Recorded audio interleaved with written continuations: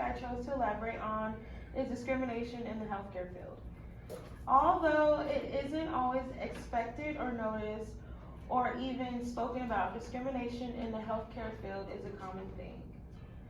Discrimination in the healthcare field is sometimes characterized by unmet health needs and misdiagnosis. In 2019, George Kitching and Michelle Firestone did a study in Toronto, Canada, where 917 Indigenous and non-Indigenous individuals participated in a health assessment, and the results were the following. The RDS adjusted prevalence of discrimination by a healthcare provider was 28.5%, and the unmet health needs was 27.3%. Discrimination by a healthcare provider was positively associated with unmet health needs. This is just one of the many health assessments and research studies conducted all over the world. Many patients are affected by discrimination, and many of them fail to shed light on this topic due to embarrassment, fear of being ignored, and many other unknown causes. In the United States, it is known that we are currently undergoing a healthcare crisis among many individuals who are experiencing mental health issues. These statistics almost double amongst the Latino and African American community, but their needs are often disregarded and they are often misdiagnosed and cared for inappropriately. This is a real dilemma and should be investigated properly. Misdiagnosis of a mental health disorder can often lead to an increase in crime rates, death, and even suicide.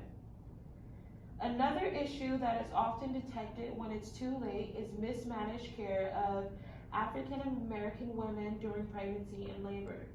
According to recent research, Black women are more than 3 times likely to die during childbirth, pregnancy, and postpartum than other races. This is often due to their needs and complaints being ignored or misdiagnosed. This is a scenario that is very personal to me.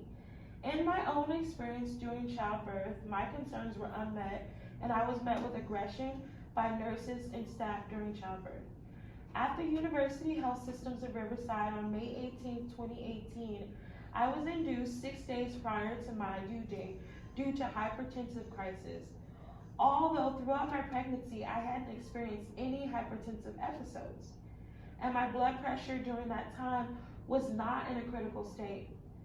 During this time, I experienced 48 hours of labor, 2 epidural procedures, one in which was unsuccessful, and even had my Pitocin drip to 40 drip rate by a staff nurse, which was against doctor's orders and well above the safe maximum rate of 25 drips.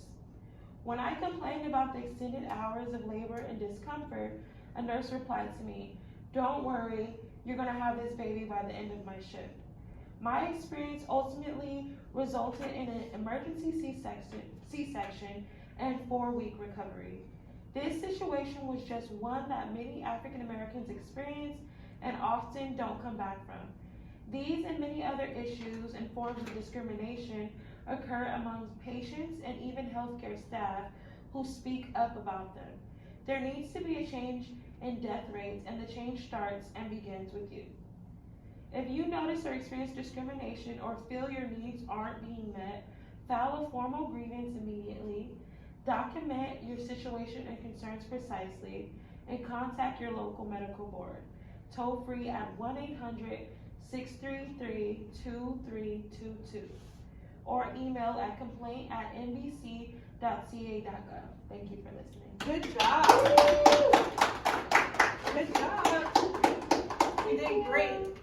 Yeah, Right. Excellent talk. So sorry you went through that. Yeah, that was a real story. Yeah. That was a true story. Thank you.